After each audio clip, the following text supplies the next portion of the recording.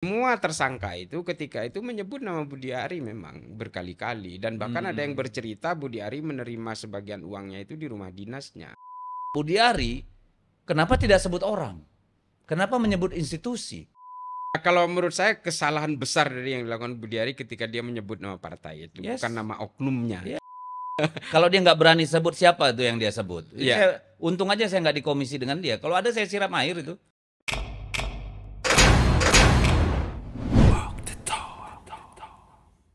Jumpa lagi di channel DSTV, channel yang tidak cuma omon-omon tapi walk the talk. Ya, itu bukan walknya Bapak Anu itu yang sekarang lagi kurang sehat kabarnya. Mudah-mudahan cepat sembuh lah.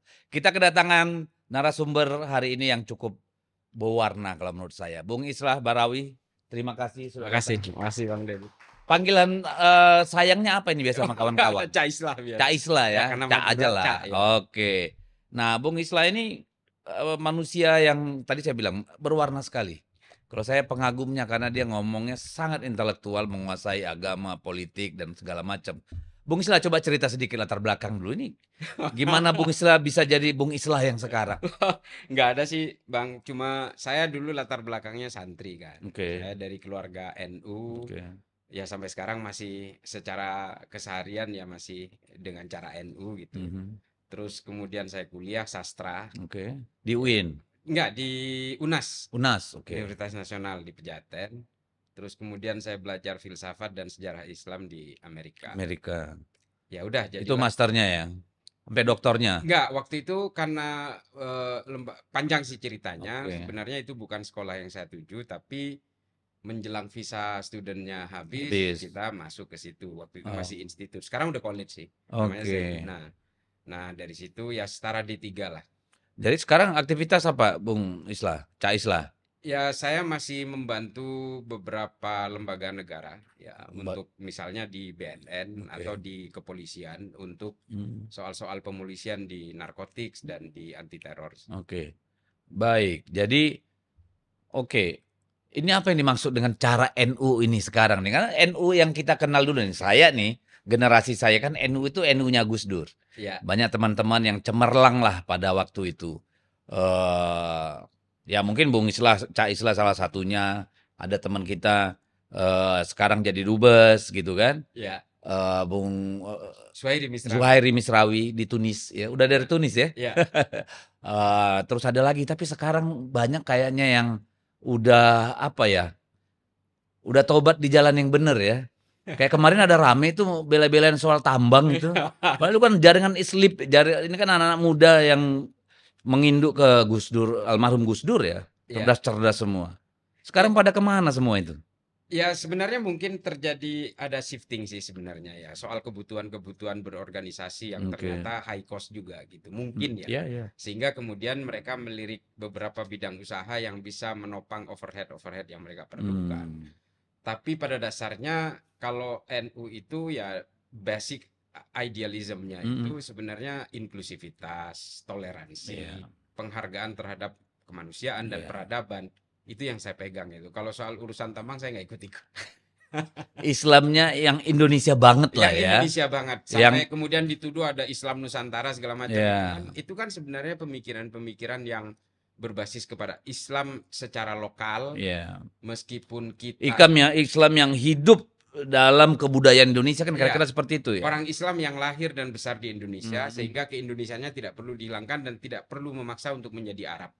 Itu. iya. Ya seperti yang dikatakan Bung Karno ya. Ya, Kalau betul. mau jadi Buddha kan nggak perlu harus apa istilahnya Bung Karno dulu itu kan. Ya, Kalau jadi Muslim nggak perlu jadi Arab. ya, Kalau jadi Kristen nggak perlu. Intinya kan memang agama itu kan berkembang sesuai konteks yang ada di betul. mana kita hidup kan. Ya, agama plastis, Bang. Ya, Fleksibilitinya tinggi. oke. Apalagi Islam gitu ya. Islam kan oke, itu meskipun mungkin dianggap deklarasi versi Islam, tapi Islam itu agama terakhir. Ya. Maka Islam karena Islam agama terakhir, maka dia harus fleksibel. Karena nggak bakal ada agama baru gitu. Kayaknya ada sekarang nih. Banyak sih. Banyak hedonisme ya, Iya. agama apa istilahnya ini pemujaan terhadap Bukan hanya agama baru, Bang. Berhala-berhala baru. ya itu maksudnya, bukan agama memang, berhala-berhala baru ya. Iya. Nah, saya pribadi sebagai ya dengan latar belakang minoritas, sangat Ya, merindukan intelektual-intelektual Islam, yep. ya. Anak-anak muda seperti yang dulu dibina oleh Gus Dur dan sekarang sepertinya breeding ground-nya hilang nih kalau menurut saya. Menurut saya memang ada beberapa faktor yang mempengaruhi. Satu, bagaimana cara menumbuh kembangkan cara berpikirnya Gus Dur Mhm, kepada generasi-generasi yang hari ini ya, mulai tumbuh.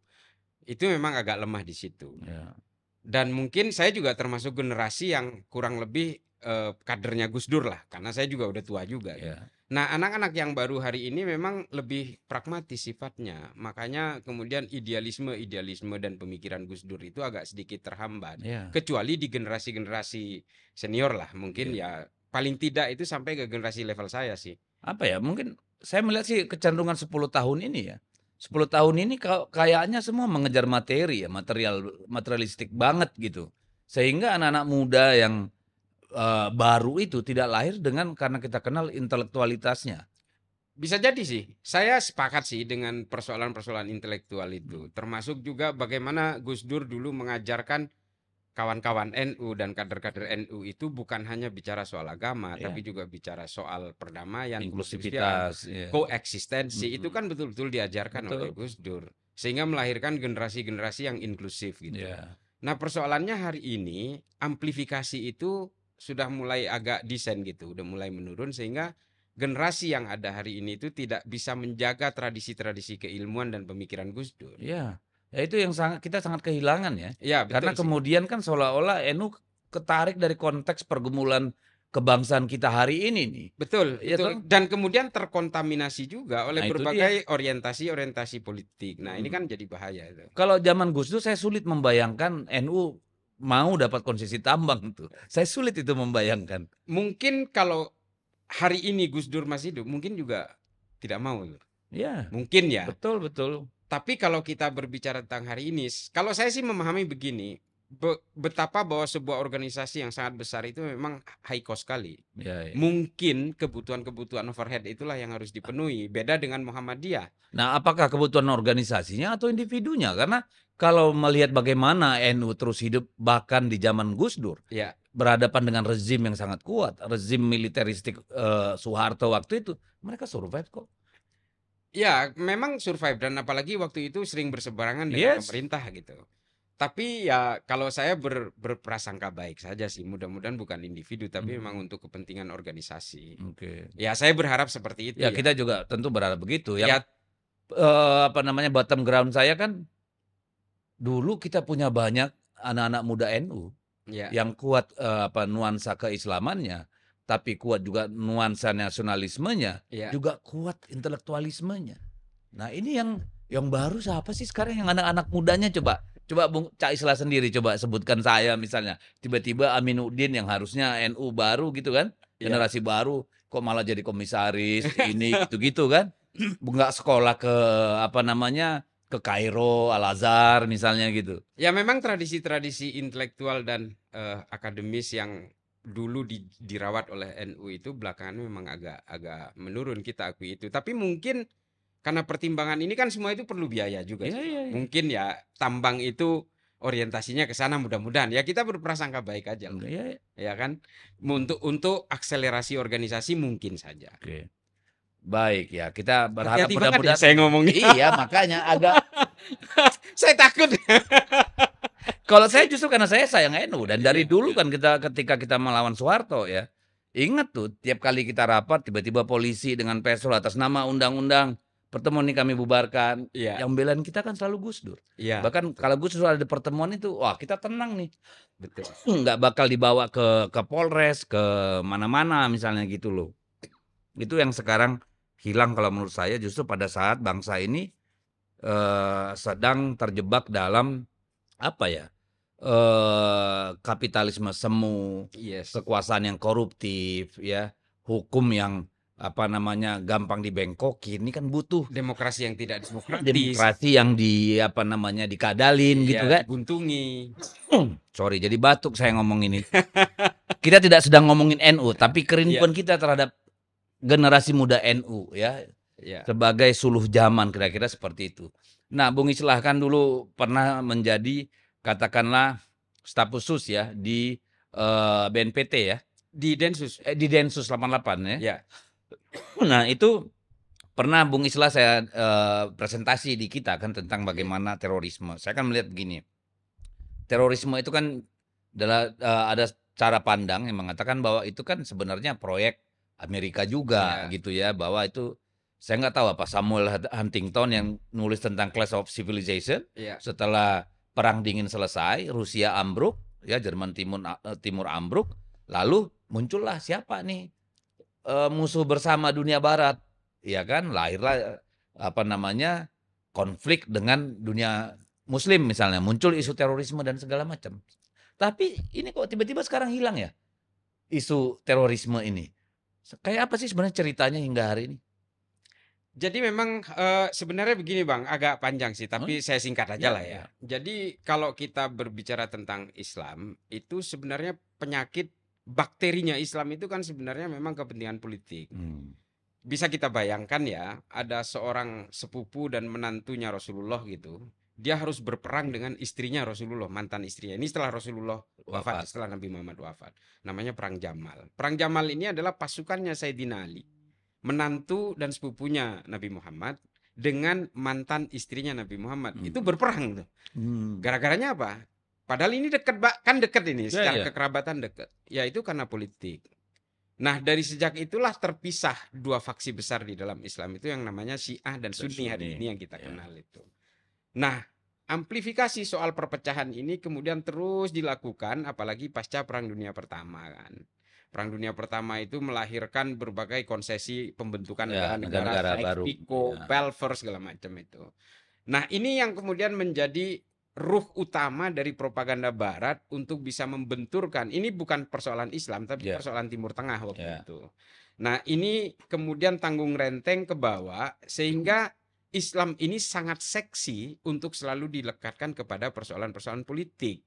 Karena kalau Islam itu lekat dengan politik, maka yang terjadi adalah munculnya sekte-sekte kekerasan, ajaran-ajaran kekerasan yang kemudian membangun kebencian-kebencian kepada orang lain yang berbeda. Lahirlah gerakan-gerakan teror itu mulai dari zaman Abu Nidal dulu kan, Bang. Kita mungkin satu generasi lah ya. Ya. Abu Nidal, lalu kemudian muncul revolusi Iran, setelah itu muncul gerakan-gerakan kanan ekstrim sampai ke Al-Qaeda, ISIS dan seterusnya ini. Jadi memang isu-isu geopolitik itu selalu dibumbui dengan gerakan-gerakan Islam ekstrim kanan ini, sehingga itu yang menjadi alat bandul dan bentur di antara semua kepentingan-kepentingan sampai ke Asia Selatan tuh, bukan hanya Timur Tengah sampai Asia Selatan. Nah, ini yang kemudian menjadi gerakan-gerakan besar yang akhirnya sampai muncul terorisme itu. Tapi kenapa belakangan ini landai? Karena memang orientasi gerakan politiknya itu sudah berubah. Hari ini mungkin landai, ISIS juga sudah terkendali, Al-Qaeda yang memang dibentuk oleh negara-negara Barat, gap yang sangat besar antara Sunni Syiah itu masih terus dirawat, tapi belakangan ini orang-orang yang mengkafirkan Syiah ini jadi bingung karena ternyata yang menyerang Israel itu Iran. Nah, ini adalah berbagai perubahan-perubahan besar yang hari ini menurut saya pergeseran magnitude konflik itu seharusnya sudah bergeser ke Asia Selatan. Itu ternyata masih ditarik lagi ke Timur Tengah hari ini antara Iran dan Israel. Dan semua ini menggunakan ayat-ayat, menggunakan jubah-jubah agama, jubah-jubah kesalehan, supaya kejahatan-kejahatan itu seolah-olah terhormat gitu. Nah, ini yang gambaran besar dari mengapa up and down dari terorisme ini menjadi sangat fluktuatif sesuai dengan kebutuhan Barat gitu. Nah, di Indonesia sendiri seperti apa? Ya, hari ini kelompok paling besar di Indonesia itu namanya Jamaah Islamiyah. Itu yang Abu Bakar Ba'asyir, Amrozi, Imam Samudra itu kan Azhari, itu semua ada di dalam Jamaah Islamiyah. Belakangan ini amir-amirnya, ketua-ketua Jamaah Islamiyah itu menyatakan untuk membubarkan diri. Nah, ini yang membuat gerakan terorganisir dari Jamaah Islamiyah ini mungkin sedikit slowing down Cuma kita berbicara tentang, kalau kita bicara terorisme, kita bicara ideologi, Bang. Ideologi itu kan nggak ada matinya. Nah, yang harus diwaspadai adalah generasi-generasi berikutnya, metamorfosis bentuk lain ini harus diwaspadai. Ya, karena kan kita melihat waktu itu kan ada peak ya. Peak ketika dalam beberapa kasus bom bunuh diri itu melibatkan keluarga. Kayak Surabaya terakhir. Lalu di Pekanbaru ya, di Riau ya kalau nggak salah. Habis itu kan seolah-olah landai nih. Iya, Ini karena tadi ya, karena memang mereka sudah menyatakan membubarkan diri. betul. Jadi apalagi di Indonesia, Bang, teror di Indonesia itu selalu trajektorinya itu tergantung dari apa yang terjadi di luar, Oke. terutama di Timur Tengah. Jadi hanya resonansi dari konflik Betul, hanya di resonansinya. Nah, termasuk juga pada zaman 2000 sampai 2009 itu kan teror di mana-mana kan. Itu ada bom Bali 12, Ritz Carlton, Marriott, Marriott, Malam kedutaan Natal, Australia, Tentena, banyak ya. lah itu ya. Apalagi waktu itu pendanaannya didukung oleh Al-Qaeda, Osama bin Laden. Belakangan ada ISIS. Mereka juga merupakan resonansinya. Maka Mm-mm. terjadilah peledakan di Surabaya segala macam. Jadi gerakan teror di Indonesia itu betul-betul trajektorinya ditentukan dari apa yang terjadi di Timur Tengah sana Ya, atau di belahan dunia lain yang mengatasnamakan Islam. Belakangan ini itu semua sudah mulai dirubah cara mainnya. Operasi-operasi intelijennya sudah tidak seperti itu, oh, tapi sudah bergeser mungkin karena ada perang dagang, termasuk juga konflik Israel dan negara ya, sekitar. Ini mainan nih, mainan ya. terorisme itu sudah Akhirnya semakin sumber-sumber siap, keuangan juga sangat menentukan kan? sangat menentukan. Itu dia, Bang. Makanya terjadi pergeseran pola secara geopolitis Mhm. ini yang mempengaruhi juga kepada gerakan-gerakan teror. Aktivitas-aktivitas. Cuma yang kita takutkan hari ini dengan adanya Iran dan Israel ini hari Mhm. ini akan bisa mengamplifikasi bentuk baru. Ya, oke, nanti kita masuk ke sana. Iya, Tapi kemudian kan kita tentu tidak juga abai iya, karena persoalan apa namanya ini radikalisme itu kan tidak saja di negara-negara Islam ya, iya, seperti Indonesia, Pakistan, di Filipina Selatan iya, gitu ya. Lalu katakanlah di apa namanya di Timur Tengah. Tapi bahkan di Amerika sendiri kan kita melihat fenomena yang sama kan. betul. Apa namanya tumbuhnya gerakan-gerakan Kristen yang cukup radikal juga Iya. sampai Tentara Kristus, Ku ya atau Klux Klan, bunuh-bunuh juga gitu kan ada juga kan. ya, Yang Oklahoma bombing kalau nggak Timothy McVeigh ya, ya itu kan sama sebenarnya. Bahkan apa namanya simptom politiknya juga sama sama, tuh. Terutama Trump ya, 2 ya, kali ini kan isu agama yang dipakai. Jadi populisme agama itu. artinya kan ini mewabah di dunia yang kita diami ini sekarang. Pertanyaan saya, apakah itu sesuatu yang sifatnya natural cyclical, artinya akan berulang, Mm-mm. atau memang ini adalah plotting-plotting karena geopolitik atau pertarungan politik di dalam negeri? Saya kira kita harus melihat dari sisi agamanya sih, Bang. Mhm. Banyak orang yang menerjemahkan agama ini secara salah. Ya, Satu, kalau beragama itu dianggap bahwa semuanya itu dogma, gitu. Agama itu bukan dogma. Satu-satunya dogma di dalam agama itu hanya eksistensi Tuhan. hmm, Kita harus melihat itu. Tuhan nggak bisa diraba, nggak bisa diajak salaman, nggak bisa dilihat segala macam. Itu satu-satunya dogma. Tuhan hanya bisa dirasakan, ya. physically gitu. Selebihnya itu adalah persoalan rasionalitas berpikir. Mau hukum fikih sekalipun kalau di Islam, itu juga harus punya rasionalitas berpikir. Mhm. Nah, dogma ini yang kemudian Ada pasti kan dimanfaatkan. filsafat ininya Ya, kan, betul. selain daripada apa yang diimani, yang Iya, disampaikan dalam kitab suci, tentu kan ada filsafat, filosofi, betul. lalu budaya, kultur, kan Iya, ada logika juga di sana. pasti Bang. Nah, orang-orang yang kemudian memanfaatkan agama ini adalah memanfaatkan dogma di dalam agama itu. Jadi kalau atas nama agama, orang mudah menipu orang lain gitu. Hmm, Nah, tipuan-tipuan ini kemudian dijadikan sebagai infuse di dalam gerakan-gerakan ya, politik, termasuk juga di Indonesia Hizbut Tahrir lah, Ikhwanul Muslimin, itu kan sama sebenarnya gerakan politik iya. yang menunggangi agama supaya dia mudah menghipnotis orang.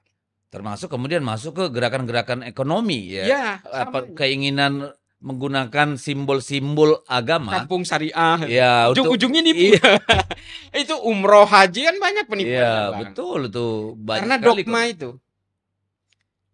Ini salah cara berpikir agama yang seperti ini. Nah, itu apa masalahnya? Apakah literasi masyarakatnya atau memang ruang abu-abunya terlalu luas untuk di-cover oleh katakanlah apa namanya ulama-ulama atau tokoh-tokoh agama yang cara berpikirnya benar gitu.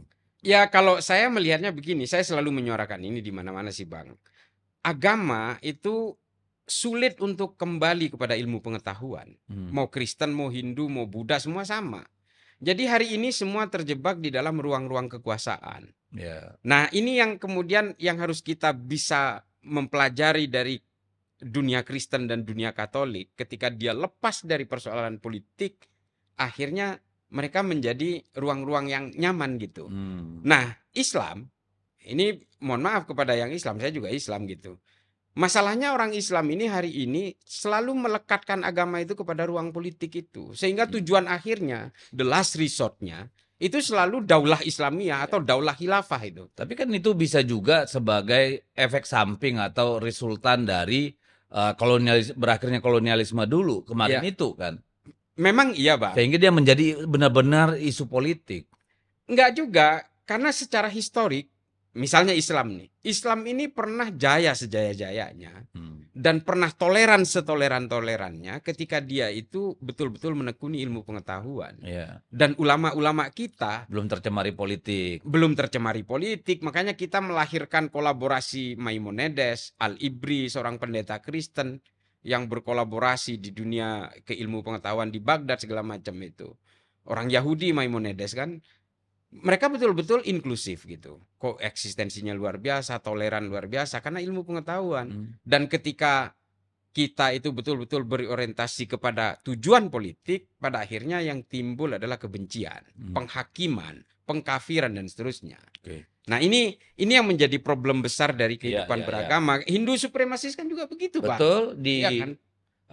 di India kan juga Iya, sangat-sangat mengerikan kan. Betul, Bang. Mereka itu, ya mohon maaf ya, mereka menyembah dewa-dewanya dulu sebelum membakar dan membunuh orang Kristen di Manipur. Kan gila ini. Gitu. Ya makanya kan soal radikalisme ini kan bukan cuma persoalan dunia Islam gitu. Ada di Kristen, ada di Hindu, ada di Buddha, di Myanmar sana misalnya gitu kan. Wiratu ya. Iya, persoalan dunia sebenarnya kan. Betul. Semua punya kerentanan yang sama. Ya.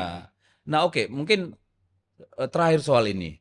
Apakah ancaman terorisme di Indonesia itu masih nyata ke depan? Kalau kita melihat kepada teori the ideology never dies gitu ya. Semua itu ini kan dunia kekerasan yang mengatasnamakan agama apapun maupun zaman pra-Kristen atau pra-Islam atau pasca Islam. Itu kan memang salah satu konflik yang paling tua, Bang. Mulai dari zamannya Titus Vespasian, apalah Rasputin, As-Saffah dan seterusnya itu sama aja semua. Termasuk perang antara Kristen di Eropa 30 tahun. Ini kan karena persoalan-persoalan yang sangat purba gitu. Nah, apakah di Indonesia akan muncul? Ya saya kira potensi itu juga muncul. Pasti akan ada. Pasti akan ada. Bisa dibilang nih cyclical juga ya. Cyclical tergantung juga. Pemicu-pemicunya muncul apa enggak gitu. Nah, ada teori yang bilang kan bahwa wah ini breeding groundnya radikalisme itu adalah kemiskinan, ketidakadilan. Itu apakah ada studi-studi yang mengiyakan atau membantah teori itu? Kalau saya membantah itu, Bang. Membantah itu terbukti secara empiris maupun hasil riset gitu ya. Orang-orang yang bergabung dengan ISIS ke Suriah kemarin, ini salah satu contoh ya. Itu ternyata orang-orang mapan. Dia jual harta bendanya untuk ikut partisipasi. Betul. Ada pilot, ada dokter, jual asetnya 7 miliar dibawa sana untuk berperang bersama ISIS untuk melawan orang-orang kafir gitu ya. Petani sawit di Pekanbaru juga dijual asetnya, berangkat dapat 3,5 miliar. Sekeluarga lagi ada. Dan artinya mereka adalah orang-orang yang sebenarnya punya pengetahuan, punya kemampuan finansial, tapi kemudian terpapar. Artinya jadi ini sebenarnya soal mind ya, soal pikiran, cara berpikir, bukan soal lu miskin atau nggak miskin. Betul. Ya. Karena kalau teorinya kemiskinan, nanti semua orang miskin bisa dituduh potensi jadi teroris. Dan semua orang Afrika yang hari ini ada di negara-negara miskin jadi teroris semua. Teroris semua. Nah, baik, oke, clear. Nah, kita melihat sekarang eskalasi dari persoalan Palestina dan Israel yang nggak clear selesai. Sekarang muncul lagi nih perang-perangan rudal-rudalan nih. Iran dan Israel. Ini kayak apa ngelihatnya? Kalau saya melihat memang ini kan persoalannya dari nuklir kan dari awal kan. Bahwa Iran yang sebenarnya menandatangani perjanjian-perjanjian soal nuklir itu ternyata internasional ternyata memang dia masih tetap saja dipersekusi, mengembangkan tapi dipersekusi secara internasional. Padahal yang bantu juga Perancis dan sebagainya kabarnya kan gitu ya. Memang sangat terafiliasi dengan ilmuwan-ilmuwan Eropa soal pengayaan uranium meskipun engineer-nya juga orang Iran semua. Nah, Israel sendiri yang tidak mau menandatangani perjanjian soal nuklir ternyata memang punya nuklir. Nah, mungkin begini, Bang. Mengapa kok Israel berani nyerang Iran kemarin itu? Satu, menurut saya pemicunya ketika Bashar Assad berhasil digulingkan oleh Al-Jolani yang Suriah.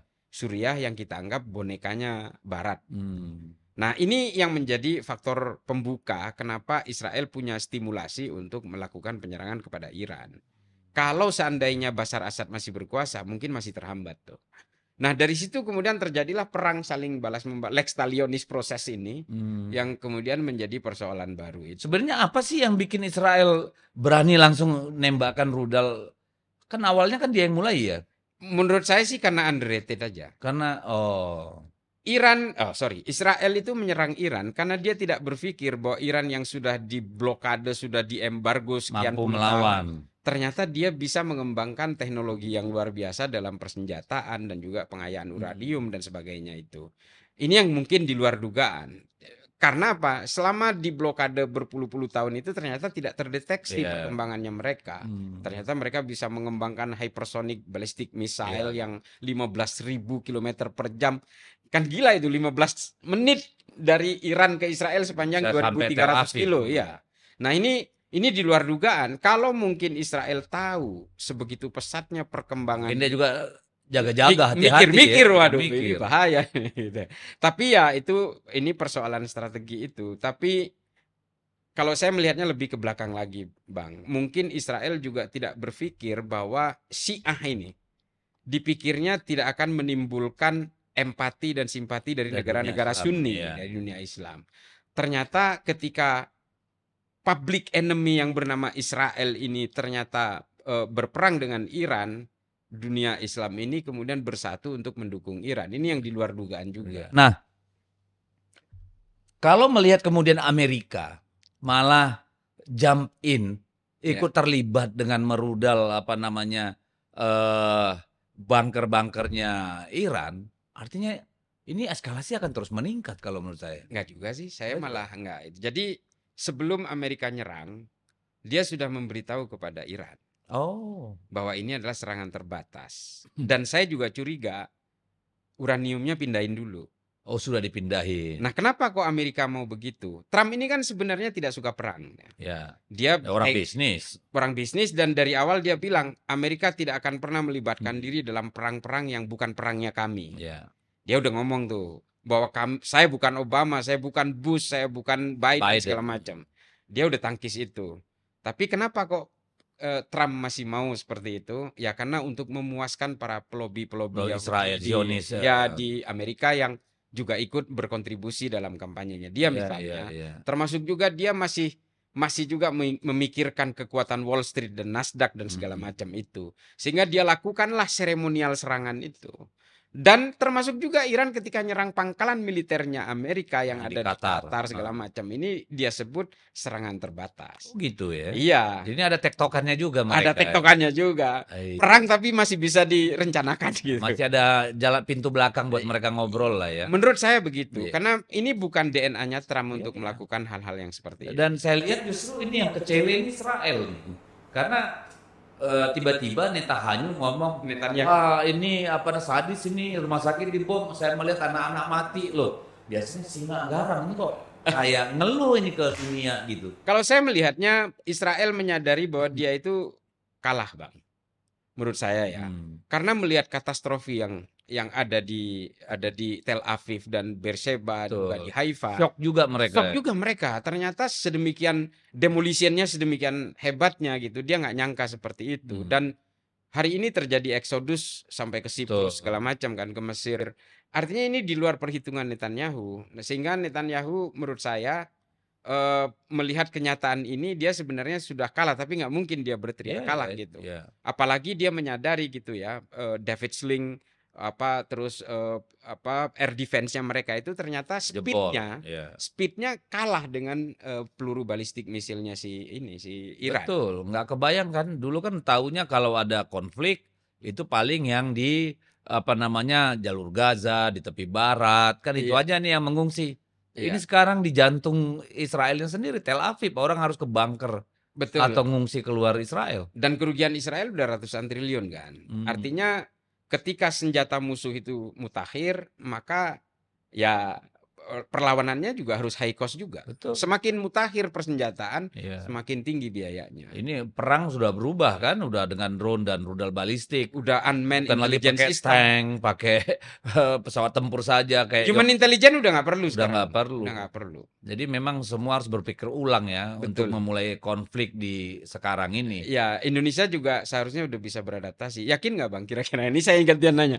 Indonesia, kemampuan militer kita sudah seperti itu. Nah, nanti kita diskusikan itu. Karena kan kalau uang makan bergizi gratis dibikin untuk memperkuat alutsista kita sih kita agak yakin. Tapi Iya. kalau sekarang saya nggak melihat kita punya kapasitas untuk menahan agresi dari manapun ya dalam situasi sekarang. Karena kita punya 17.000 pulau ya. Iya. 5 juta kilometer. 5 juta kilometer ya, bayangin.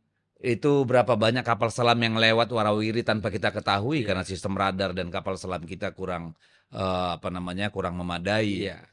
Oke. Di balik Iran, apakah ada China dan Rusia dalam pengembangan kapasitas persenjataan mereka termasuk rudal-rudal itu?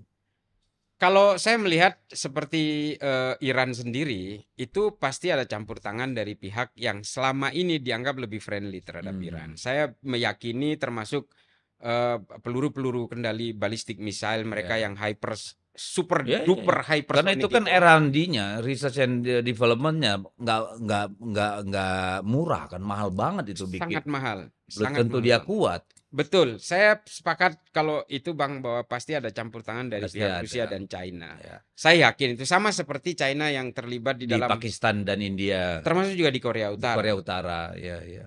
Karena bagaimanapun perang kan penggerak ekonomi bagi mereka. Iya. Kita aja nggak ada urusannya. Itu circle of industry juga kan. Oke. Nah sekarang Cak Islah, sekarang kan di BNN ya. Saya nggak ngerti ya kenapa negara ini terus-menerus tidak pernah selesai dengan urusan narkoba ini. Malaysia kita tahu ya sudah bisa dikatakan melewati fase-fase kritis itu ya. Dengan dulu hukum gantung dan sebagainya itu akhirnya kemudian kan membuat ciut. Nah masalahnya sekarang kita ini memang menjadi market luar biasa, ya. Orang Filipina, orang Malaysia itu tahu tuh barang datang dari China, dari Eropa. Begitu masuk perbatasan mereka, udah sana aja masuk Indonesia. Jadi daerah seperti dapil saya di Kalimantan Utara itu gerbang narkobanya banyak banget gitu loh. Apalagi Sulawesi Utara dan sebagainya dari Filipina sana masuk. Dari Vietnam kalau di barat sini. Ini gimana ini negara ini? Ya kalau saya melihatnya ya tidak sesederhana itu sih Bang. Barang ini kan masuknya dari Myanmar kan. Myanmar di segitiga emas itu kan ada wasted ya. Wasted itu yang memang tidak bisa dikontrol oleh junta militer dari Myanmar. Nah, barang-barang itu masuk dari sana, disuplai ke sini. Tapi apakah sesederhana itu? Meskipun kita punya 17.000 pulau yang banyak sekali pintu masuknya, jalur tikusnya. Tapi kalau saya sejak dulu mencurigai, mosok sih cuma Indonesia aja yang dihajar habis. Kalau saya mempelajari dari terorisme nih, negara-negara yang sibuk oleh terorisme itu hanya negara-negara yang non Commonwealth gitu. Ya Filipina gitu kan non Commonwealth, termasuk Indonesia gitu. Loh, tapi Malaysia dan katakanlah Singapura itu kan mereka juga punya perangkat undang-undang dari awal yang membuat mereka mampu menghadapi dengan cepat. Malaysia punya NSA misalnya. Singapura juga punya. Kita kan kemarin debat soal undang-undang terorisme aja minta ampun. Iya. Kalau itunya sih ya dalam persoalan regulasi sih iya sih Bang. Tapi kalau kita melihat secara garis besarnya bahwa yang sibuk dengan persoalan terorisme ini kan non Commonwealth countries kan. Dan ini juga bisa digambarkan ke dalam narkoba ini. Nah, kalau kita melihat Indonesia ini memang selalu dihajar oleh berbagai narkoba itu dan seolah-olah ini memang sengaja diloloskan oleh negara-negara yang dilewati ini udah masuk ke Indonesia aja. Ini apa karena kecurigaan saya, tapi kalau saya melihat memang ada semacam bukan rekayasa semacam ada proses pembiaran gitu karena kita negara yang non Commonwealth itu sama seperti ketika teroris bergejolak di Filipina dan Indonesia. Sehingga narkoba itu betul-betul menjamur dan merebak itu di Indonesia dan Filipina. Nah, negara-negara yang berhasil menanggulangi narkoba dan terorisme itu ya negara-negara Commonwealth. Apakah saya Karena harus memang jejaringnya internasional ya. iya, apakah saya harus curiga kepada negara Commonwealth itu? Sehingga kalau Indonesia ini maju sendirian, negara Commonwealth yang lain itu akan Tertinggal. Ya. tertinggal, sehingga dibiarkan Indonesia ini sibuk dengan terorisme dan narkoba, supaya negara-negara Commonwealth itu bisa dikdaya dibanding kita. Nah, kalau soal shifting seperti ini, ya saya curiga karena memang dari dulu negara-negara yang tergabung dalam Commonwealth ini memang targetnya adalah menenggelamkan negara-negara yang non Commonwealth. Ya. Itu kita bisa lihat. Priority ya, Ya, prioritas. jadi Commonwealth ini memang menjadi DNA dari kerajaan Inggris bahwa kalian harus superior dan yang lain itu harus inferior gitu. Nah, saya curiga seperti itu sih. Iya, tapi kayak Kalimantan Utara. Iya. Ya, sampai di kampung-kampung juga narkoba gampang banget. Di Madura, Bang. Iya. Itu oke lah, di sana kan sudah ujung. Artinya kan kalau pintunya kita bisa katakan lebih perketat, artinya barang masuk itu kan jadi lebih sedikit gitu. Tapi kalau di sana, ya gimana ya? Orang itu begitu, menurut saya ya masih kurang kuat kita menjaga perbatasan kita. Memang sih, Bang. Kalau BNN sendiri yang saya tahu, mereka Gak memang mungkin hanya BNN dong yang kerja di situ kan. ya memang harus ada kolaborasi, Hmm. termasuk kan ada Des anti narkoba Ya. dari Polkam kan. Cuma maksud saya salah satu contohnya apa yang dilakukan BNN ini bukan saya atas nama BNN ya. Saya ngelihat memang BNN itu memotong dari jalur-jalur suplai laut itu. Karena memang terbukti kemarin di Batam ada 2 ton yang ditangkap. 2 ton. 2 ton, Bang. Dan saya hadir Sabu mulai dari itu. awal. Sabu. Ekstasi. Oh, sabu. Sabu, Bang. Murni sabu VIP istilahnya, grade A itu. Yang di pasaran di sini itu 2,5 juta 1 gram. Lebih mahal dari emas tuh. Kemarin saya sampai pemusnahan pun Untuk saya jadi ikut ngawal. sinting aja mahal ya. Untuk jadi sinting aja mahal. Nah, ini salah satu apa yang bisa dilihat itu ternyata jalur laut ini memang sudah dikooptasi oleh mereka dan masuknya itu lewat jalur-jalur tikus masuk ke darat kemudian didistribusikan. Karena lebih berpotensi untuk berhasil kan daripada jalur udara. Oh kan. ya udah pasti Itu Pak. kan berat banget kalau udara harus ditelan. Ya dan ekspedisi juga kebanyakan udah bisa di ini karena bea cukai kita juga udah punya X-ray segala macam ya. Nah, memang menjaga Indonesia ini agak susah karena pulaunya mahal juga, high cost juga Bang. Ya, high cost. Dan peralatan radar kita, ICE kita kan tidak Betul. secanggih negara lain. Dan orang kita kan sangat mudah sekali Ya, tergoda oleh uang kan. iya betul Bang. Nah, ini kan di publik nih, kan sering bilang, alah narkoba itu kalau mau gampang berantasnya. Ini kan cuma kalau ada yang mau naik pangkat ditangkap 1-2, kan gitu nih. Yang kecil-kecil diambil. Apa benar seperti itu? Ya kalau yang persoalan naik pangkat itu memang terbukti sih. Artinya ketika melakukan penangkapan itu kan biasanya ada apresiasi KPLB misalnya. Itu juga bukan hanya berlaku di narkoba, di terorisme juga ketika mengungkap gitu itu biasanya ada KPLB atau Pinmas dari Kapolri. Itu biasa sih. Kalau menurut saya memang ada apresiasi. Ya artinya kan kemudian akhirnya pasar itu terjaga. Karena kan banyak juga yang bilang, lu kalau mau make di daerah ini ambilnya dari instansi ini, kalau enggak lu kena tangkap nanti. Gitu nih cerita orang-orang yang saya dengar. Udah ada bagi-bagi wilayah nih ternyata pemasoknya. Itu saya nggak tahu loh. Tapi ya yang saya lihat belakangan ini memang ada giroh yang sama sih. Kalau belakangan ini ya saya lihat Bareskrim di rempat narkoba Bareskrim, BNN juga kayaknya giat karena mungkin karena narkoba ada di astacitanya Pak Prabowo. Mungkin semuanya teramplifikasi dalam gerakan yang sama ya. Kalau dulu mungkin ya termasuk kasusnya Teddy Minahasa diganti Tawas itu kan memang jamak banyak terjadi dan dan kasusnya memang banyak kan? Barang bukti tiba-tiba diganti jadi tepung, jadi gula, garam. Makanya kalau ada masyarakat yang curiga misalnya kemarin BNN nangkep 2 ton gitu. Itu yang dicolong berapa gitu. Masyarakat kan banyak yang nuduh gitu. Ya kita maklumi karena memang kasus seperti itu banyak terjadi. Itu dia. Tapi ya kemarin seperti BNN dan Bareskrim misalnya dia ngundang orang-orang civil society seperti saya untuk menyaksikan penimbangan, pengetesan dan dimusnahkan di depan mata kita ya kita jadi tahu gitu ya. Orang taunya kalau itu dibakar, beneran dibakar tuh pada pada mabok semua tuh. Enggak Bang, ada kalau insinerator itu Oh, kan sampai habis itu. Saya menyaksikan juga sih kemarin. takutnya kalau pemusnahan kan para pecandu yang datang. Dia malah nyari alat kayak film kartun tuh. Iya, iya, jangan-jangan ada yang nangkap kan pakai sedotan. Wah, nanti dipakai di rumah. Saya sih Aduh. 2 kali diundang, satu di BNN, satu di Bareskrim untuk menyaksikan pemusnahan itu. Ya saya dalam pemusnahan itu ya yang saya lihat memang betul-betul dimusnahkan sih. Betul-betul dimusnahkan ya. Ya. Kita berharap apalagi kepada polisi ini dan BNN ya. Ya BNN kan tugasnya tentu bukan tugasnya. Yang paling kita harapkan itu kan sebenarnya penegak hukum di bawah ya. Termasuk tentu sampai yang paling kecil keluarga-keluarga gitu ya. Iya. Tapi problemnya kalau tidak kelihatan negara betul-betul rakyat tidak percaya bahwa pemberantasan narkoba itu betul-betul dilakukan dengan sepenuh hati, kan susah juga. Iya, betul Bang. Ya kalau saya kembali kepada penegak hukum. Penegak hukum ini kan nobile officium Iya. kan. Nah, problemnya sekarang kan di bawah banyak banget tuh justru polisi yang kena narkoba. Memang sih banyak. Dan itu tidak bisa kita pungkiri. Hmm. Ya artinya kembali kepada profesi yang terhormat dan mulia itu. Bahwa penegak hukum itu bagaimanapun ya kalau kita nggak percaya karma ya paling tidak coba bayangkan kalau kemudian Anda bermain-main dengan narkoba Ya. dan kemudian yang menjadi korban narkoba itu anak Anda, cucu Anda, cicit Anda suatu saat. Itu kembali harus kepada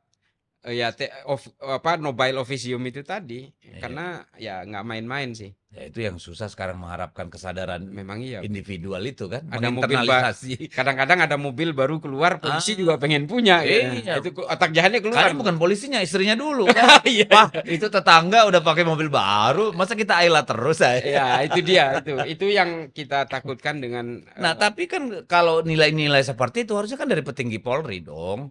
Ya kalau kita lihat misalnya di TV muncul nih petinggi Polri pakai baju bermerek dan segala macem.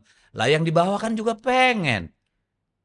Kan ini kultur ini kan harus dari kepala kan. ya memang seharusnya hal-hal yang seperti itu yang harus dibangun di dalam Polri termasuk bagaimana di dalam Polri itu harus terbangun merit sistemnya seperti apa.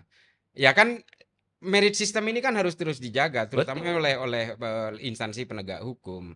Karena kalau tidak pada akhirnya orang menempati jabatan Ya. yang sebenarnya bukan keahliannya Betul. gitu. Tapi merit system nah, jadi kita jadi ke soal Polri. Merit system itu kan akhirnya menjadi network kan, Ya. geng-gengan kan. Lalu Ya. kayak apapun kalau yang berkuasa itu masih dari lingkaran nanti pasti ikut ke bawah. Bukan semata-mata ya ada beberapa sih karena prestasi. Ya. Tapi kan lingkan atau kelompok-kelompok itu kan juga sangat berperan sekarang dalam Polri. Ya kelompok itu bukan hanya hari ini sih. Dari Ya, sejak dari dulu dulu. ya Ya, gitu. ya, ya.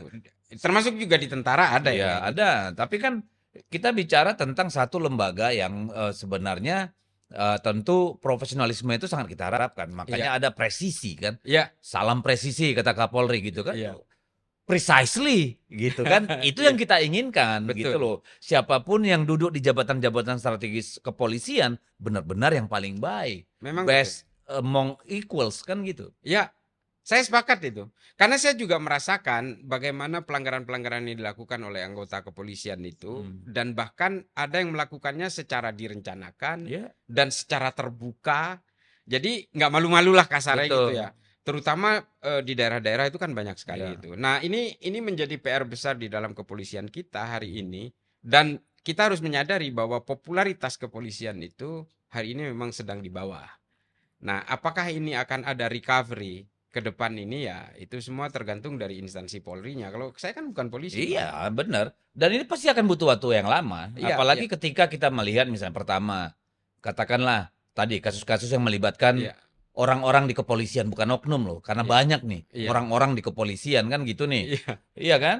Iya. Bahkan pada sampai level yang cukup tinggi. Misalnya seorang Kapolda dengan pangkat bintang 2, misalnya ambil Iya. contoh, ya kan? Lalu yang kedua kita juga melihat bagaimana banyak sebenarnya orang-orang yang berkualitas itu nggak dapat kesempatan misalnya gitu kan. Betul. Itu kan Banyak problem. sekali itu. Iya, lalu bagaimana orang-orang melihat Polri kemarin sewaktu pemilu itu cukup vulgar dan banyak dibicarakan kemana-mana, Iya. ikut secara aktif masuk dalam wilayah-wilayah politik. Terjebak dalam orientasi politik. Iya. Ya itu memang seharusnya tidak boleh karena bagaimanapun Polri ini adalah pilar penting dari civil supremacy. Itu yang harus kita Ya, sadari ya. Jadi kalau kita berbicara tentang pilar utama dari sebuah kekuatan civil supremacy, seharusnya tidak berpihak ya, kepada orientasi politik betul. tertentu. Tapi oke lah, semua Kapolri atau semua periode melakukan hal yang sama. Cuma bedanya ada yang secara samar-samar, ada Ya. yang secara Ada yang terang-terangan. 100%, ada yang cuma 70%, ada yang cuma 30%, kan itu aja nih Iya, problemnya. betul. Nah, cuma saya memang selalu bicara, Bang, kalau kita berbicara tentang politik, maka kita berbicara tentang keberpihakan. Ya. Kalau kita berbicara keberpihakan, biasanya itu melahirkan keterbelahan. Hmm. Nah, ketika Polri terjebak di dalam urusan politik seperti ini, ya otomatis akan terbelah sendiri. Nah, belahan-belahan ini yang sangat bahaya, yang Itu akhirnya luka-luka yang pasti akan diwariskan kan? betul, dan itu akhirnya apa? Faksi-faksi terbentuk dan akhirnya membentuk klaster-klaster. Nah, ini Ya, yang harus dikembalikan dengan cara merit system tadi. Harus recovery-nya adalah merit system. merit sistemnya. Mengaktifkan kembali merit system mode itu. Iya. Jadi itu yang paling penting kan. Iya, Nah, tapi kemudian ada problem nih belakangan. Misalnya sekarang institusi kepolisian adalah lembaga yang mengirim perwira tinggi dan perwiranya ke lembaga-lembaga birokrasi. Per iya, hari ini kalau nggak salah saya di jabatan-jabatan puncak tuh ada sekitar 60-an kalau saya nggak salah. iya. Nah ini kan kemudian timbul pertanyaan kan, apakah kepolisian gitu ya, institusi Iya. kepolisian gagal membangun satu skenario kelembagaan. Sehingga orang-orang ini untuk mendapatkan pangkat harus keluar dulu masuk ke lembaga sipil. Jadi sekjen, jadi dirjen, jadi irjen. Baru nanti ya insya Allah bisa dapat jabatan lagi di dalam. Karena ruang untuk pos-pos itu sangat terbatas. Kalau saya melihatnya dari perspektif yang berbeda sih, Bang. Hmm, Karena bagaimanapun di dalam teori pemolisian kan ada democratic policing, hmm. bahwa polisi itu adalah bagian dari gerakan-gerakan sipil sebenarnya. Jadi kalau polisi kemudian Itu maunya menempati kita, mereka maunya bagian dari koersif militeristik kan. enggak sebenarnya kalau secara teori. Kalau Anneke Ose misalnya itu kan malah ini non militer sebenarnya. Itu Ya sipil yang perilaku di lapangan kan orang memang bawa iya. poster aja dipukulin. Lah itu. Memang iya. eh, Itu yang sebenarnya menyalahi aturan democratic policing, hmm, bahwa polisi itu tidak boleh melakukan gerakan-gerakan atau postur-postur militer itu tidak boleh. hmm, Makanya jabatan-jabatan sipil itu diperbolehkan diberikan ruangnya kepada iya. polisi.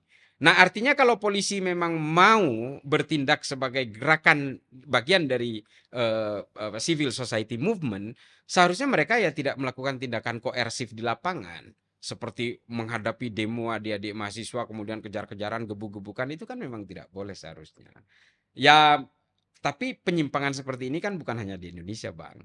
Iya, tapi kan kita sendiri merasakan ada kualitas yang menurun ini Memang sejak iya. reformasi pada hari-hari ini Kalau kan. itu harus kita akui Iya, bahwa ketika polisi melakukan semakin koersif tindakan dari kepolisian, maka tingkat popularitasnya yang seharusnya harum di masyarakat itu pasti akan mengalami dekadensi. betul.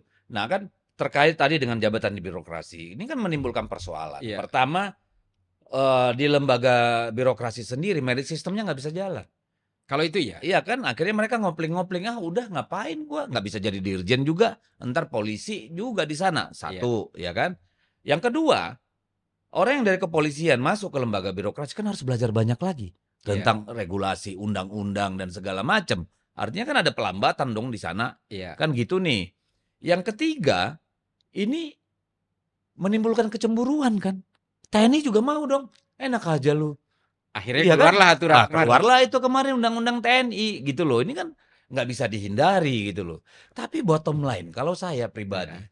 ini apa nggak di desain organisasi tidak memikirkan perekrutan mulai dari Akmil, ya Akpol misalnya gitu ya, terus sampai apa namanya yang ada itu misalnya pendidikan-pendidikan itu sampai Lemhanasnya di bawahnya itu semua nggak dipikirin dalam konteks kelembagaan. Nanti kita perlu berapa orang kombes, berapa orang irjen, berapa orang komjen, itu apa nggak dipikirin? Ya seharusnya dipikirin. Lah ya kan Saya buktinya. ya tapi memang pada kenyataannya hari ini memang ya kalau saya sebagai pengamat kepolisian Hmm, lah, saya bukan ini ya, sebagai pengamat kepolisian kalau saya menganggap bahwa ada beberapa perubahan besar yang terjadi di dalam kepolisian, Oke.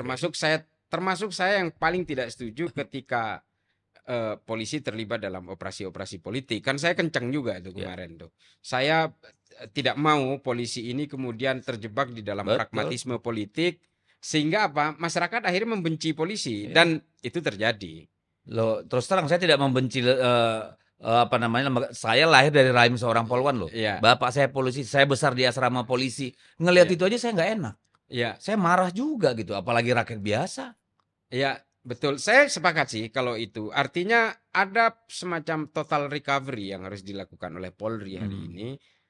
Kapolri harus berani melakukan hal karena disobediences-nya secara indeks itu semakin agak Makin tinggi tinggi. sih. Nah, itu yang kita takuti. Itu, Karena ya, kan begini, tadi bukan cuma soal democratic governance ya. iya, Kalau law enforcement itu dianggap buruk, maka pengaruhnya sama ekonomi juga besar. iya, Orang tidak akan mau datang investasi kemari, kerja kemari, mikir-mikir kalau jadi turis. Ya kalau di Bali masih dianggap aman, tapi ke tempat lain kan mereka nggak terlalu berkembang toh. betul. Nah ini kan problem juga. Maka ada yang bilang kalau mau menghancurkan satu negara, rusak aja sistem hukumnya. Iya, Rusak aja perilaku aparat hukumnya. Runtuh sendiri itu negara gitu loh. Nah betul. ini yang kita takutkan kan. Iya, iya. Ya artinya diperlukan kearifan dari beberapa penentu keputusan di Polri hari ini, termasuk Kapolri dan seluruh PJU-nya Mm. untuk bisa memikirkan jangan sampai polisi ini terus terpuruk sehingga akhirnya orang melihat polisi itu dan penjahat itu nggak ada bedanya. Nggak ada, cuma beda seragam aja kan. Beda seragam aja. Itu banyak literatur tentang Iya. pembahasan soal dekadensi di dalam Iya, karena kepolisian. polisi juga sering dibilang pakaian preman katanya kan. Iya, Jadi iya, iya. tipis bedanya itu. Betul, betul, Bang. Saya kalau kita baca apa bukunya Fukuyama itu kan Ya, sebenarnya udah Prancis. banyak dibahas soal seperti ini gitu. Jangan sampai kekuatan sipil yang seharusnya mengakar dan bertumpu kepada kepolisian ini Ya, kemudian pada polisi law sama artinya enforcement. dengan Ya, penjahat itu. ya, Nah, ini jangan sampai gitu. betul. Jadi, nah ini ada satu lagi masalah. Sekarang nih, kalau melihat di Akpol, itu mungkin ada yang bilang ke saya, itu hampir 80%. Itu ya anak-anak polisi juga. Kenapa? Karena mereka begitu SMP udah disiapin tuh masuk Tarnus, begitu Iya, SMA disiapin masuk apa namanya bimbel-bimbel untuk iya, fisik, untuk apa segala macam. Akhirnya ini adalah generasi yang itu juga. iya, Karena nanti kemudian di atas akan sulit saling koreksi. Karena apa? Misalnya nih, ini kita hampir nggak dengar kecuali Pak Ugroseno ya. iya. Mantan-mantan petinggi Polri yang bersuara mengoreksi apa yang terjadi di kepolisian 5 tahun terakhir. Karena pikirannya anaknya sekarang juga masih di dalam gitu loh. Ya, Nah, kan ini yang terjadi. itu ya. Jadi memang homogenize itu ya. Di Hmm. dalam satu generasi, dalam satu lembaga seperti kepolisian itu tidak bisa kita mungkiri seperti itu. Hmm. Hampir anak-anaknya jenderal itu sekarang jadi taruna semua. Pasti. Ya kalau anak saya misalnya mau jadi polisi ya jangan mimpi lah gitu. Ya yang saya misalnya di dapil saya ya, itu jatah 4 orang. Itu nanti bisa 100% itu anak dari polisi yang di luar tapi nyalonnya lewat Kalimantan Utara. Kan kebangetan. Ya itu amat disayangkan sih sebenarnya. Makanya kemudian merit system itu tidak begitu bisa diandalkan di dalam kepolisian karena dari sejak proses masuknya sudah mulai melalui jalur-jalur seperti itu. Dan itu nggak bagus sih buat Ya. satu lembaga. Ya udahlah. Oke lah, udahlah. Artinya ini fakta yang sudah berjalan dan kita capek sendiri membahas Capek hal ngomonginnya. seperti ini. Kita cuma berharap Jenderal Sigit, Listio Sigit, ya tolonglah. Mumpung Anda masih di atas, benahilah ini ya. Ya, Karena sebagian besar itu kan ada tangan kotor Pak Sigit juga di situ kan. Soal politik, soal yang lain kan itu beliau sebagai pemimpin nggak bisa kita hindari, Iya. oke? Oke, kita lupakan dulu soal polisi. Terakhir nih. Cak pernah ngomong nih, Cak Isla pernah ngomong di Inggris soal judol. ya. Itu mempengaruhi pertumbuhan ekonomi atau Betul. kapasitas ekonomi masyarakatnya. Gimana itu? Ya saya waktu itu ke Glasgow sih. Di Glasgow itu waktu itu ada satu Globe Express apa ya Hmm. korannya itu saya baca ternyata bisa menurunkan tingkat ekonomi di Inggris tuh. Ya, karena konsumsi jadi menurun karena terjerat utang. Karena akhirnya semua yang seharusnya dibelanjakan untuk consumable product itu akhirnya Itu. terkooptasi oleh Iya. keperluan judol yang Iya. addicted ini. Iya. Nah, ini menjadi besar sama seperti yang kita alami hari ini sebenarnya, daya beli masyarakat hari ini menurut saya bukan hanya dipengaruhi oleh deflasi, bukan hanya karena angkatan kerja lapangan pekerjaan kita Deflasi hanya akibat Iya, ya hanya akibat. dari menurunnya konsumsi publik Exactly. kan. Dan menurut saya salah satu penunjang dari ketidakberdayaan ekonomi masyarakat hari ini juga jeratan pinjol akibat adiksi terhadap judol. Judol. Nah, ini juga perlu penanganan yang sangat intensif, terutama dari penegakan hukum. Jangan sampai kemudian di depan kita berbicara memberantas, tapi di belakang kita menerima uang dari bandar-bandar. Nah, ini sebenarnya banyak juga terjadi di negara-negara sekitar kita. Maksudnya bukan hanya di Indonesia, tapi setidaknya kita harus concern di Indonesia. Saya sering bicara soal Kominfo kemarin ya. Saya di beberapa podcast itu saya bicara. Kominfo yang seharusnya menjadi avant-garde-nya pemberantasan pemberantasan judi online ini. Justru ikut bermain karena dirjennya bermain. kena, sekjennya kena, pegawai-pegawainya kena. Betul. Dan menterinya juga disebut-sebut oleh para terdakwa. Betul. Nah, itu yang saya ingin gali. Cailah di podcastnya si Deddy Kobuzer ngomong nih, Budi Ari, Menteri Kominfo pada saat itu menurut pengakuan beberapa tersangka terlibat. Tuh gimana ceritanya? Dan itu memang sudah dibicarakan oleh para terdakwa ini ketika ada di pengadilan. Bahwa Budi Ari menerima 50% kan disebutkan secara terbuka di sidang kan. Dalam persidangan. Dalam persidangan sudah disebut semua. Dan di beberapa BAP ketika dalam proses sidik, semua tersangka itu ketika itu menyebut nama Budi Ari memang berkali-kali. Dan bahkan ada yang bercerita Budi Ari menerima sebagian uangnya itu di rumah dinasnya. Di rumah dinas. Itu ada di BAP. Cash keras. Cash keras. Ditaruh di bungkusan kopi dan sebagainya. Oke lah, itu hasil penyidikan dari polisi yang tertuang di dalam BAP. Dan di sidang kan semuanya itu terungkap semua. Terbuka. Nah, kalau memang kita itu ingin memberantas judi online secara serius, ya para orang yang berkepentingan, stakeholder yang seharusnya ikut membendung ini kan seharusnya ya nggak boleh ada yang kayak gitu-gitu. Nah itu, sementara dia kan awalnya ketika masuk kan bersuara paling kencang nih soal judol gitu kan. Ketika disebut-sebut di sidang, dia malah lempar ke kita. Kita yang PDI Perjuangan kan. Oh oke. Nah kita bingung, dia kan menuduh 2 orang. Iya. Yang pertama itu ada salah satu terdakwa yang tidak pernah menjadi anggota pengurus dari PDI Perjuangan. Tapi relawan yang ikut dalam kontestasi Pilpres. Satu lagi hanya punya hubungan kerabat jauh. Ya. Kenapa bisa ditarik-tarik gitu ya? Nah, ini yang kita sedang coba buat laporan polisi karena ini kan harus dipertanggungjawabkan. Iya, betul. Nah, pertanyaan saya, Budi Ari, kenapa tidak sebut orang? Kenapa menyebut institusi? Nah, kalau seperti itu, oke, buka-bukaan aja jadi jadi justice kolaborator aja gitu loh. Iya, saya sepakat. Saya tantang dia jadi justice kolaborator tuh. Sebut nama langsung. Kenapa? Ya, saya berharap sih laporan dari pihak PDIP kepada kepolisian itu ditindaklanjuti. Dari lidik menjadi sidik supaya ini jelas. Artinya kalau ini lanjut kepada proses sidik, Budi Ari kan harus dimintai keterangan. Betul dong. Dan dia bisa menjelaskan secara gamblang, jangan hanya karena ada Apriliantoni di situ menjadi tersangka. Kemudian ada siapa? Alwin Masalah itu siapa itu? Ya artinya jangan kemudian ini seolah-olah identik dengan PDIP. Oh iya. Dan ketika dia menyebut PDIP itu pertaruhan besar. Betul, makanya. Dan saya yakin kalau seharusnya serius polisi menangani laporan dari PDIP seharusnya dia jadi tersangka. Saya kalau ketemu saya gampar nih bibirnya langsung. Kalau dia nggak berani sebut siapa itu yang dia sebut. Untung aja saya nggak dikomisi dengan dia. Kalau ada saya siram air itu. Ya, karena mulutnya terlalu terlalu lebay ya, lemes banget tuh ngomong. Ya, kalau menurut saya kesalahan besar dari yang dilakukan Budi Ari ketika dia menyebut nama partai itu, bukan nama oknumnya. Gitu. Karena begini ya, sederhana, dia mau lepaskan diri nih dari tuduhan terlibat. Ya, gimana bisa seorang menteri dirjennya kena gitu ya? Kalau nggak salah sekjennya juga ya, ada juga terlibat, ya level eselon 1. Lalu pejabat-pejabat di bawahnya kena. Ya menteri segoblok apa nggak ngerti. Dan ini Bang, pembentukan tim satelit judol yang kemudian dikantorkan di Bekasi ini, bukan di Mhm. lantai 3 di kantor Kominfo itu Mhm. juga atas diskresinya dia. Diskresinya Budi Ari sebagai Kominfo, Sebagai menteri. Kominfo, dan ketua dari tim ini itu anak yang sebenarnya tidak lolos ketika dia untuk mengikuti ujian menjadi pegawai Kominfo, nggak lolos. Mhm. Akhirnya diloloskan dan dibayar dengan anggaran dari ATK. Ya. Itu yang tadi yang orang kesayangannya itu katanya itu ya? Iya, ya. Dan artinya di situ ada relasi kuasa kan. Betul, betul. Ya ini sudah tindakan koruptif kan Mhm. seharusnya. Ya ini terungkap semua dari BAP, dia nggak bisa ngelak.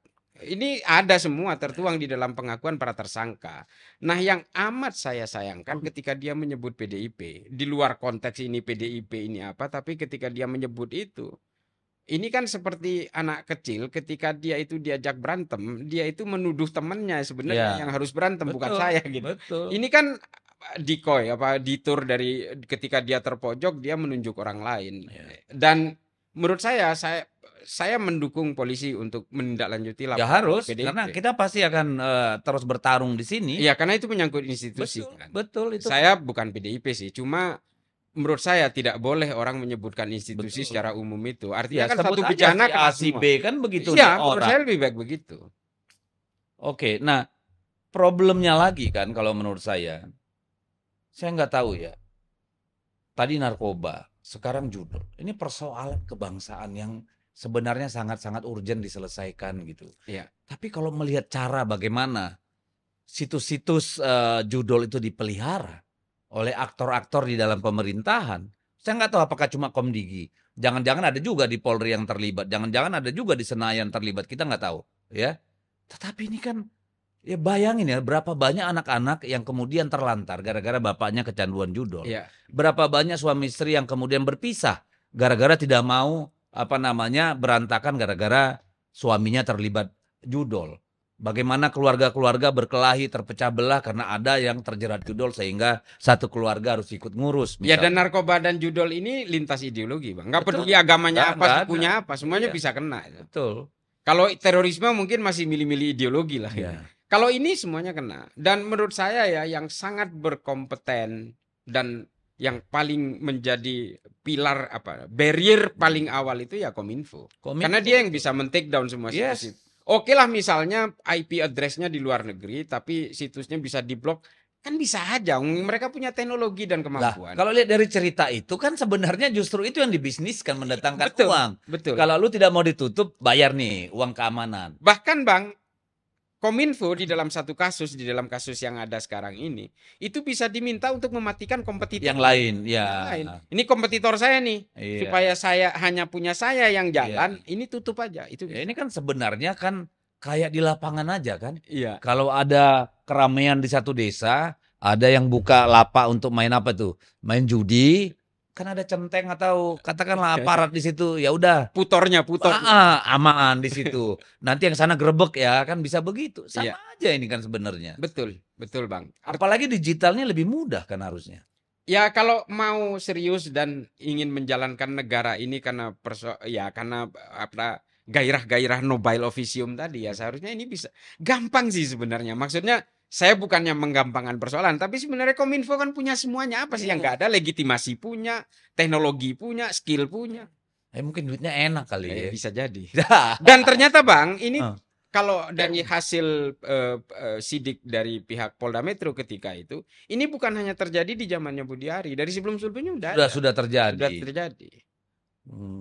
Mengerikan ya. Mengerikan Betapa sekali. banyaknya orang kaya dari penderitaan orang lain ya. Betul. Dan judol ini sama seperti narkoba melahirkan kejahatan-kejahatan lanjutan kan. Efek dominonya itu luar biasa, masalah sosiologis, psikologis. Orang jadi begal gara-gara kecanduan judol atau narkoba kan semuanya begitu. Oke, ada satu yang kemudian ini nih yang soal di Vietnam itu. Itu gimana ceritanya? Yang mana nih? Yang soal judi-judi yang orang Indonesia sampai ditahan di apa istilahnya itu, diisolasi di yang scamming city itu. Yang akhirnya terjebak dalam penipuan, trafficking, termasuk ginjal juga Bang di situ Bang. Kebetulan saya pernah terjun ke tengah-tengahnya itu dan memang ini menjadi lingkaran setan karena ada beberapa pencari orang yang di sini untuk memberangkatkan mereka, orang-orang pengangguran yang ditawari dimanfaatkan pekerjaan, diberangkatkan ke sana, sampai sana ginjalnya diambil untuk mengganti ongkos-ongkos mereka yang berangkat ke sana itu, dan ketika di sana dia terus terjerat dengan ginjal yang diambil ini untuk menjadi penipu online, menjadi judi online, operator segala macam, dan itu bukan hanya dari Indonesia sih, tapi dari Indonesia banyak sekali. Dan ini pernah diungkap dari oleh Jawa Tengah cukup besar saya dengar. Jawa Barat juga. Jawa Barat. Nah, waktu itu kan yang menjadi masalah ternyata mereka ini diambil ginjalnya di rumah sakit tentara di sana. Wah. Jadi ada keterlibatan militer di sana untuk melakukan operasi-operasi ini. Itu pernah diungkap oleh waktu Direktur Dirkrim Polda Metronya Hengki ya, Brigjen Hengki sekarang Kurniawan. Hengki Haryadi. Hengki Haryadi. Nah, nah setelah kasus itu saya datang ke sana untuk mencari tahu sendiri, dan ternyata memang betul-betul menjadi satu sindikasi besar, mulai dari berangkat sampai pulang. Ya kasihan Bang, kasihan. Orang-orang kita yang ada di sana itu betul-betul ginjalnya udah habis semua. Itu ada keterlibatan orang kita nggak sih? Ya kalau keterlibatan orang kita pasti. Kalau maksud saya aparat penegak hukum, institusi-institusi negara, orang oknum-oknum. Nah, itu ada salah seorang pejuang human trafficking di Batam namanya Romo Pascal. Dia berusaha untuk mengurai dari perjalanan human trafficking via Batam ke beberapa negara itu, termasuk ke Malaysia segala macam, termasuk juga ke Kamboja, Myanmar itu. Memang ada beberapa keterlibatan aparat waktu itu. Dan sepertinya saya juga kurang update. Sepertinya udah ditindak oleh kesatuannya masing-masing. Mulai dari mereka parsial-parsial. Ya, mereka itu sendiri-sendiri sesuai dan bidang, misalnya imigrasi ada, polisi ada. Tapi yang judi itu yang besar Vietnam apa Kamboja sih? Ada di Kamboja, ada di Myanmar, ada di Thailand perbatasan.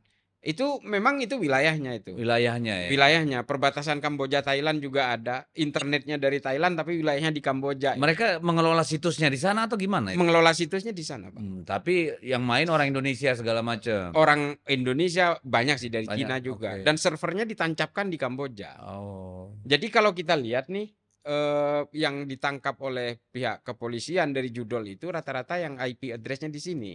Seperti kasus yang menyeret Budi Ari ini kan tadinya di Medan IP address-nya. Gitu. Nah, kalau yang IP address-nya di Kamboja itu kan memang di luar negeri, tapi menurut saya Kominfo harus tabah untuk selalu memblok. Ya, dan polisi juga harus bertindak. Apa gunanya kita punya polisi internasional itu?